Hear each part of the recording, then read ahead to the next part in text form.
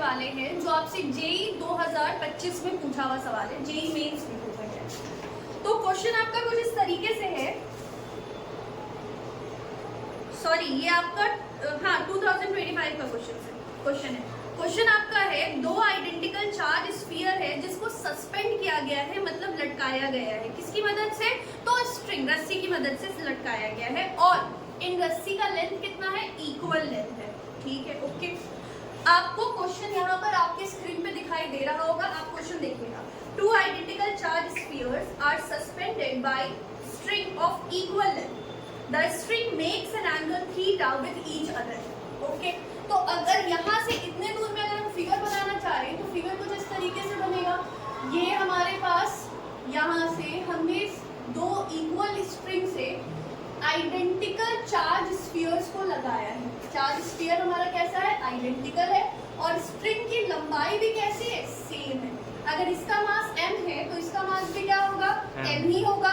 Identical spheres है, मतलब दोनों spheres will be made up of same material. दोनों स्फीयर का मटेरियल भी कैसा रहेगा? सेम रहेगा। और एंगल इन दोनों के बीच में आपको क्या बोला गया है? थीटा है। एंगल इन दोनों के बीच में आपको क्या बोल दिया गया है? थीटा। अभी तक के कॉन्सेप्ट से हम इतना ही जानते हैं। चलिए आगे चलते हैं। Theta with each other when suspended in water the angle remains the same। अब क्या बोला गया? अब ये सेम कंडीशन है। ये कंडीशन कहाँ है? एयर या फिर वैक्यूम में है। ओके, नेक्स्ट में आपको क्या बोला गया है?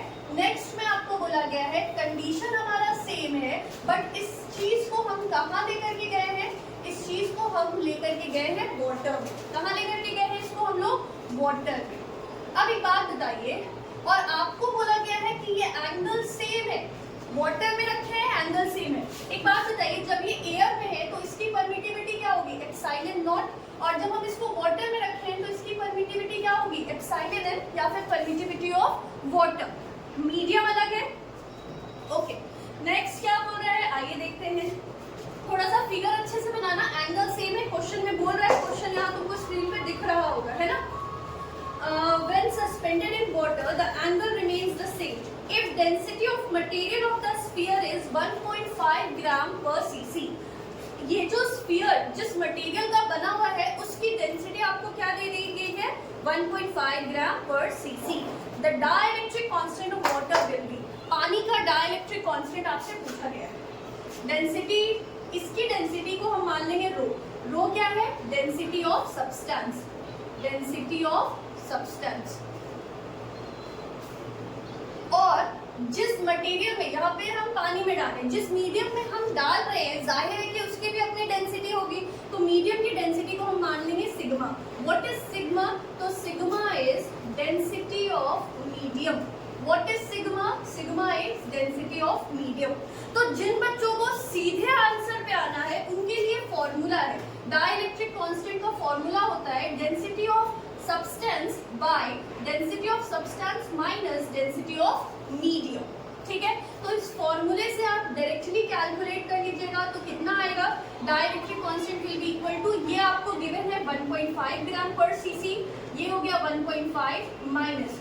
देखो क्लास 11 के फ्लूइड मैकेनिक्स में आप लोग सीखते हैं, क्या सीखते हैं? वाटर की डेंसिटी कितनी होती है? 1 ग्राम पर सीसी। 1 ग्राम पर सीसी हम लोग जानते हैं। तो क्यूबिक, सीसी क्या है? Cubic centimetre. तो ये हो जाएगा 1, तो ये कितना हो जाएगा बाबू? 1.5 बाय, ये माइनस करेंगे तो कितना आएगा? 0.5। डेसिमल उड़ाएंगे ऊपर नीचे, एक 0 आएगा, 5 से ये जाएगा 3 बार में। तो डाइलेक्ट्रिक कांस्टेंट मटेरियल का कितना आ गया? 3। तो ये हो जाएगा आपका आंसर। तो ये उन बच्चों के लिए है जिनको सीधे से आंसर चाहिए। तो ये फॉर्मूला हम कब लगाते हैं? इसका ये कंडीशन है कि जब एंगल सेम रहता है तभी ये फॉर्मूला लगता है। ये फॉर्मूला कब लगता है? जब एंगल सेम रहता है। अब जिनको पूरा डिटेल समझना है कि ये फॉर्मूला आया कैसे, व्हाट इफ अगर एंगल बदल दिया जाए, तो अब हम लोग डिटेल में देख रहे हैं। जिन बच्चों को नहीं देखना है उनके लिए ये सिंपल सा सॉल्यूशन है। ठीक है, ओके, आगे चलते हैं। अब डिटेल में इस पे बात करते हैं। अब देखो कि कैसे क्लास 11 भी इंपॉर्टेंट होता है। क्लास 11 में हम लोगों ने पढ़ा था एनएलएम, और उसमें हम लोगों ने सारे फोर्सेस वगैरह के बारे में बात की थी। इसको मिटाए हम थोड़ा, ये फॉर्मूला हम तो अभी लेके आ रहे हैं, मिटाते हैं इसको। ध्यान दीजिएगा। अच्छा एक बात बताओ, आपको बोल दिया कि ये थीटा एंगल पर ये दोनों स्फीयर मस्त बैठ गए, क्या बोला है क्वेश्चन में? क्वेश्चन में बोला है two identical charged spheres are suspended by spring of equal length. The string makes an angle theta with each other. अब सुनो, थीटा एंगल पर अगर ये दोनों है, ये दोनों के पास चार्ज है, तो there must be an electrostatic force acting between both the charges. ठीक, तो ये मस्त यहाँ इक्विलिब्रियम में होगा, तब तो वो थीटा एंगल पे बैलेंस है, पक्की बात। तो ये इक्विलिब्रियम में है कैसे? चलिए आइए इस पे बात करते हैं और कौन कौन से चार्ज फोर्सेस इस पे काम करेंगे। देखिए अगर हम इस मास को उठा लें, तो इस मास को अगर हम उठा लें तो ये रस्सी से जुड़ा हुआ है। रस्सी में कौन सा फोर्स लगता है? रस्सी में कौन सा फोर्स लगता है? टेंशन। तो पॉइंट ऑफ कांटेक्ट से अवे इस तरफ क्या लगेगा? टेंशन। अगर दोनों पॉजिटिव चार्ज है, मान लो पॉजिटिव है नेगेटिव है जो भी है, दोनों पॉजिटिव है, तो ये वाला इसके ऊपर इलेक्ट्रोस्टैटिक फोर्स किधर लगा रहा होगा? इधर की तरफ F इलेक्ट्रोस्टैटिक। इसका कुछ ना कुछ मास है, तो ग्रेविटेशनल फोर्स कहाँ लग रहा होगा? नीचे mg। ये इक्विलिब्रियम में तभी होगा जब इन दोनों का रिजल्टेंट इस टेंशन को बैलेंस करेगा, है ना? मतलब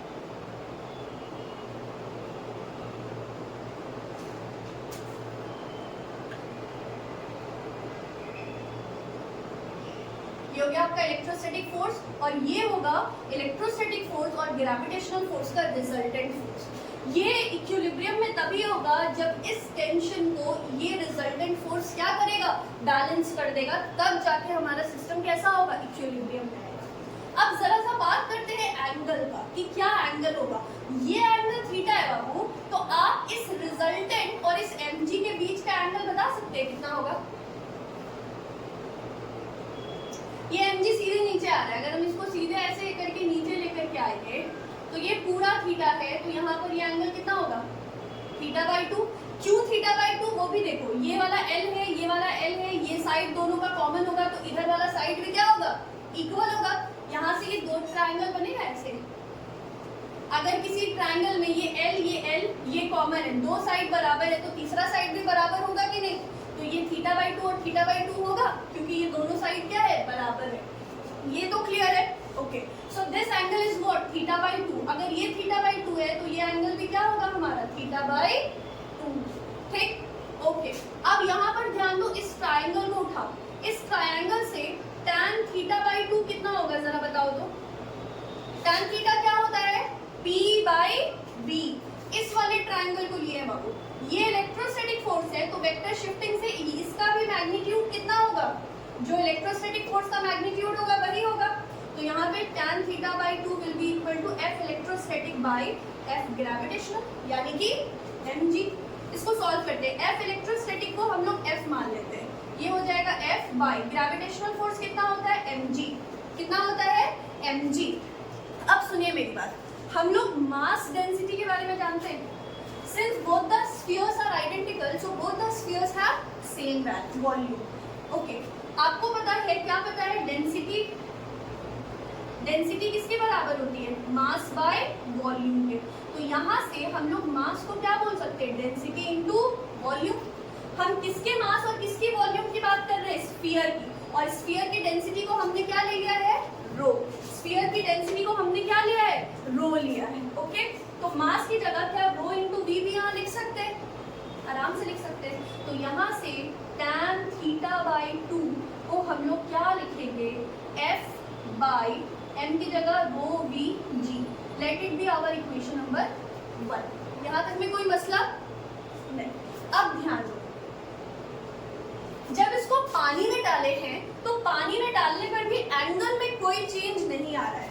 अब लेकिन एक बात बताओ कि अगर हम पानी में डाले हैं तो क्या पानी इन दोनों स्फीयर्स के बीच में पहले एयर या वैक्यूम था? अभी भी एयर या वैक्यूम है क्या? नहीं, अब क्या है? मटेरियल है। तो क्या यहाँ पे फोर्स उतनी ही लगेगी? नहीं। तो आपको पता है कि जब कभी भी हम किसी चीज को मीडियम के अंदर डालते हैं तो उसका फोर्स क्या होता है? डाइलेक्ट्रिक कांस्टेंट टाइम्स कम हो जाता है।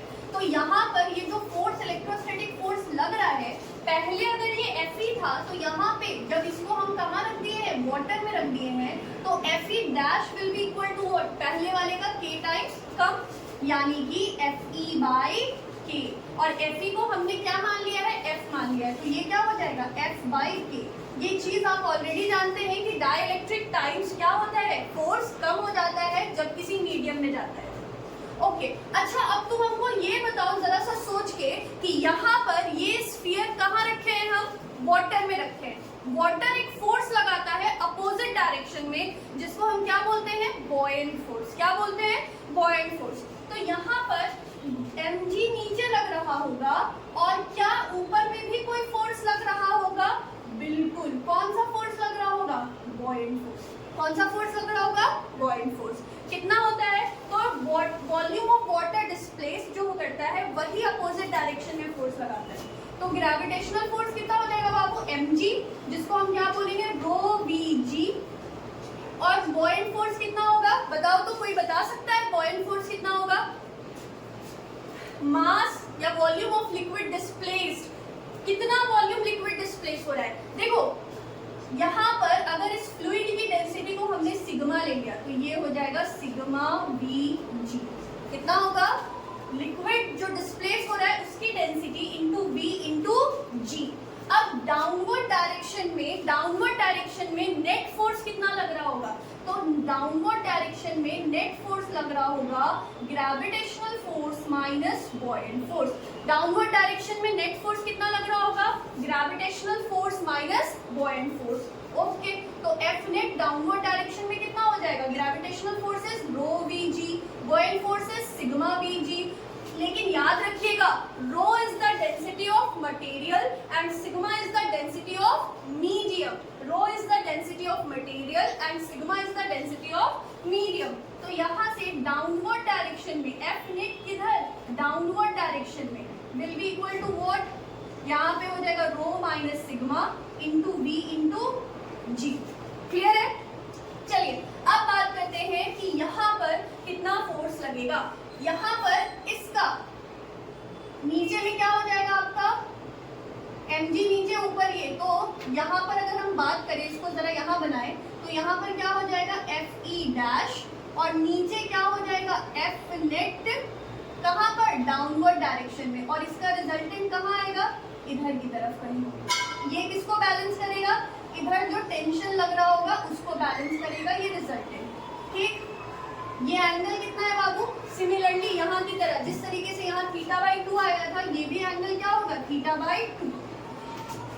यहाँ पर भी आपको अगर बोला जाए tan θ/2 निकालिए, तो आप क्या बोलेंगे, Fe डैश बाई, नीचे क्या लग रहा है, F नेट।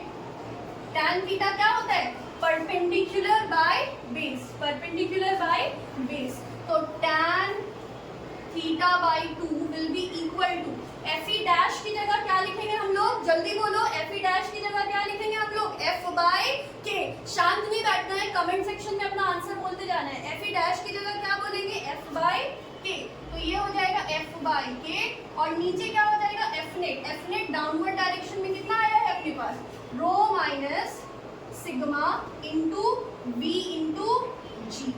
ओके ठीक है, तो यहाँ से tan, यहाँ लिखते हैं, ठीक है, यहाँ से क्या बोलेंगे हम लोग, tan θ/2 will be equal to F/K into rho minus sigma into V into G। क्या इसको अरेंज करके लिख सकते हैं, बिल्कुल। Let it be our equation number 2। अब आप ध्यान दीजिए, इक्वेशन 1 और इक्वेशन 2 दोनों में ही लेफ्ट हैंड साइड में क्या आया है, tan θ/2, तो दोनों का ही राइट हैंड साइड पे क्या होगा, इक्वल। तो यहाँ पे क्या लिखेंगे, इक्वेटिंग इक्वेशन 1 एंड 2। तो जब इन दोनों को इक्वेट करेंगे तो यहाँ पर क्या हो जाएगा बाबू, F बाय, जल्दी बोलो, F/रो Vg, F/रो Vg will be equal to, यहाँ से क्या आ जाएगा, F/K ब्रैकेट में rho minus sigma into V into G। यहाँ से क्या होगा, Vg से Vg कटेगा, F से F कटेगा, तो हमें क्या मिला, 1/रो is equal to 1/K into rho minus sigma. ये K डिवाइड में उधर मल्टीप्लाई में चला जाएगा, और ये रो यहाँ डिवाइड में इधर मल्टीप्लाई में आ जाएगा, तो K कितना हो गया, रो बाई रो माइनस सिग्मा, जो हमने शुरू में आपको डायरेक्टली फॉर्मूला पे बेस्ड बना दिया था इस क्वेश्चन को, बट याद रखिएगा ये फॉर्मूला कब लगेगा, only when the angle remains the same. ये फॉर्मूला सिर्फ तभी लगेगा जब एंगल क्या रहे, सेम रहे। अगर एंगल बदल जाता है तो क्या ये फॉर्मूला लगेगा, नहीं। और अगर एंगल बदल जाता है तो हमें जब कॉन्सेप्ट मालूम होगा then we will be able to solve the question, otherwise नहीं बनेगा। फॉर्मूला रटोगे नहीं काम होने वाला है, टाइम बचता है अगर लग जाए तो, बट है तो K will be equal to, rho कितना गिवन है आपको, मटेरियल की डेंसिटी क्वेश्चन में गिवन है 1.5 ग्राम पर सीसी, यहाँ पे 1.5, और वाटर की डेंसिटी तो याद रखनी है भाई, कितनी होती है 1 ग्राम पर सीसी। तो ये कितना हो जाएगा, K will be equal to 1.5 by 0.5। तो पॉइंट हो रहा 0, पॉइंट हो रहा 0, 0 से 0 गया, 5 3 जा 15। तो dielectric constant of water is equal to 3 and this will be our answer. ठीक है, स्क्रीनशॉट ले लीजिए जल्दी से, हो गया screenshot. So if you like this video then don't forget to like, share, comment and subscribe.